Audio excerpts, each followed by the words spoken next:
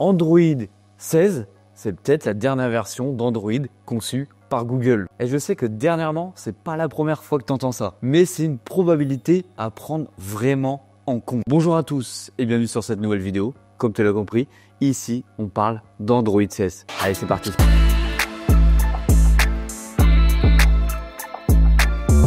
Bien sûr, comme d'habitude, n'hésite pas à t'abonner et à liker et surtout à venir t'abonner aux réseaux sociaux comme Instagram par exemple. Alors, Android 16 pourrait sortir bien avant son calendrier habituel. On est sur une date beaucoup plus récente de printemps 2025, soit 6 mois d'avance sur son calendrier traditionnel.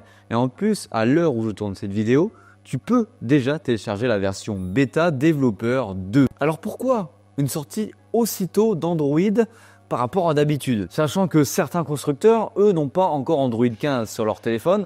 Je parle ici par exemple de Samsung avec One UI 7 qui arrive en janvier. Et on sait que normalement Google a pour habitude de sortir les nouvelles versions d'Android avec les nouveaux pixels.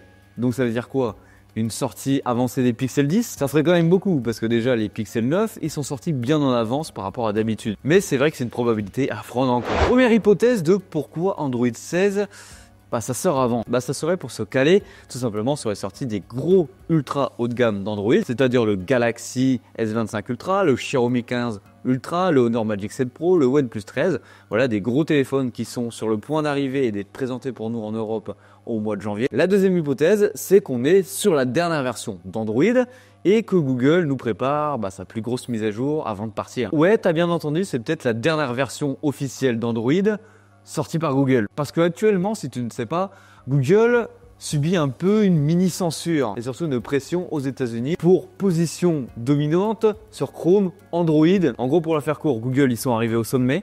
Et ben, il y a des gens qui sont venus pour leur casser les genoux. J'avoue que ça me rappelle une petite histoire qu'on a eue il y a pas si longtemps que ça, il y a quelques années.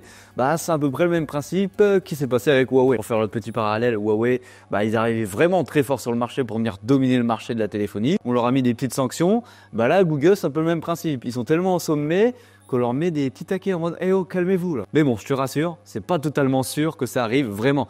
Normalement, c'est début 2025 qu'on aura les résultats, on va dire, juridiques sur cette petite affaire qui se déroule actuellement. Mais trêve de bavardage là-dessus, c'est quoi les fonctionnalités d'Android 16 maintenant qu'on connaît? L'une des premières fonctionnalités qui vient de tout simplement de sortir au moment où je tourne cette vidéo, c'est une fonctionnalité qui a été trouvée dans le code source qui te permet de venir déverrouiller ton téléphone avec l'empreinte digitale sans que celui-ci soit allumé, donc totalement éteint. Mais si on en suit cette source, cette fonctionnalité-là sera disponible exclusivement pour les Pixel 9 et surtout pour les téléphones qui ont un capteur ultrason. Il y aura la gestion des données médicaux qui sera beaucoup plus gérée, en tout cas beaucoup plus facilement et qui sera beaucoup plus exploitable dans n'importe quel pays dans le monde. Tu as la fonctionnalité de recherche photo qui ira cette fois-ci chercher directement dans le cloud photo. Tu as le niveau de charge de tes appareils connectés en Bluetooth qui sera affiché d'une manière circulaire autour de ceci. En parlant de Bluetooth, on a aussi une fonctionnalité que je trouve ultra intéressante. C'est une fonctionnalité qui va avec le multipoint, c'est-à-dire si tu regardes une vidéo sur ton téléphone dans le train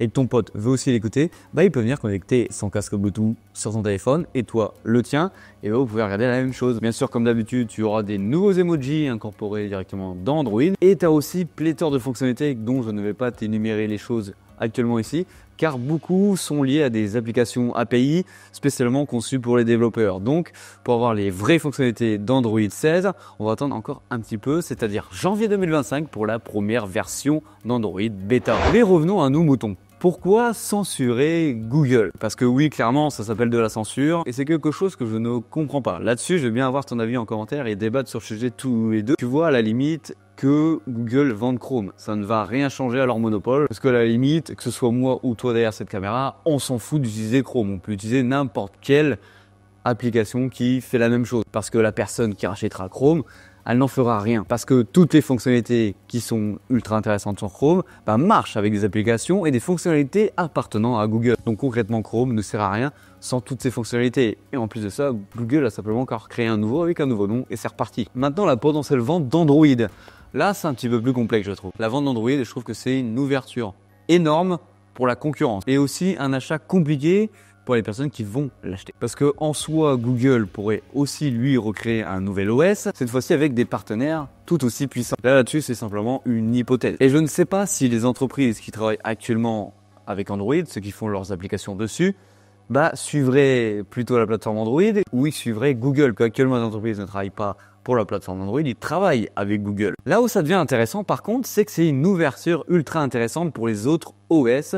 Et actuellement sur le marché, il y en a que deux d'autres OS. Il y a Huawei qui est en train de développer Harmony OS à fond en Chine et qu'on espère enfin arriver un jour par chez nous. Et l'autre gros avantage, c'est pour Apple, clairement, parce que ils ont beaucoup moins de téléphones en circulation sous leur OS qu'Android. Et on a l'impression que les États-Unis, ils ont un petit peu choisi leur camp entre Apple et Google, parce qu'ils veulent un petit peu sanctionner Google, mais Apple, on ne dit rien. Franchement, sur cette petite histoire qui se passe actuellement, je veux bien avoir ton avis en commentaire.